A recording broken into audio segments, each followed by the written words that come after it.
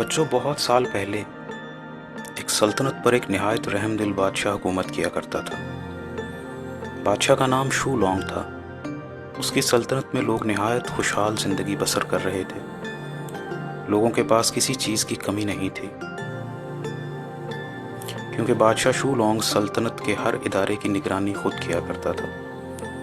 एक दिन बादशाह शू लॉन्ग ने फ़ैसला किया कि वो अपनी सल्तनत के तारीख़ी और मजहबी मकामात का सफ़र करेगा, और ये सफ़र वो पैदल तय करेगा ताकि रास्ते में लोगों से मुलाकात कर सके और उनकी मुश्किलात का अंदाज़ा लगा सके। लोग बादशाह को अपने दरमियान आम लोगों की तरह पैदल चलता हुआ देखकर बहुत खुश हो, और उन्हें यकीन हो गया कि उनका बादशाह वाकई निहायत रहमदिल है। जब बादशाह शू लॉन्ग ने अपना सफ़र मुकम्मल कर लिया तो वो बहुत खुश था, ये जानकर कि उसकी सल्तनत में लोग बहुत अच्छी ज़िंदगी गुजार रहे हैं। लेकिन एक बात का एहसास उसे हो रहा था, वो ये कि उसके पैरों में तकलीफ़ हो रही थी, क्योंकि उसने ज़िंदगी में पहली बार पैदल सफ़र किया था।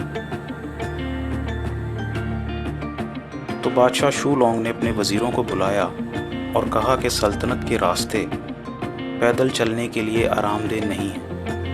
जिन रास्तों पर मैं पैदल चला हूँ वो तमाम रास्ते छोटे छोटे पत्थरों से भरे हुए थे, जिनकी वजह से पैरों में तकलीफ़ महसूस कर रहा हूँ, और मुझे अफसोस हो रहा है कि तमाम लोग इन्हीं रास्तों पर चलते हैं और उनके पैरों में भी तकलीफ़ होती होगी। तो बच्चों, बादशाह शू लॉन्ग ने उसी वक्त हुक्म जारी किया कि सल्तनत के तमाम रास्तों को चमड़े से ढांप दिया जाए ताकि वो चलने के लिए आरामदेह हो जाएं। तमाम वज़ीरों ने जब बादशाह का यह हुक्म सुना तो वो नहायत परेशान हो गए, क्योंकि बादशाह का हुक्म हज़ारों जानवरों के लिए ख़तरनाक था, क्योंकि इस काम को सरअंजाम देने के लिए बहुत ज़्यादा चमड़ा दरकार था। तमाम वज़ीर सोच में डूब गए कि अब क्या किया जाए।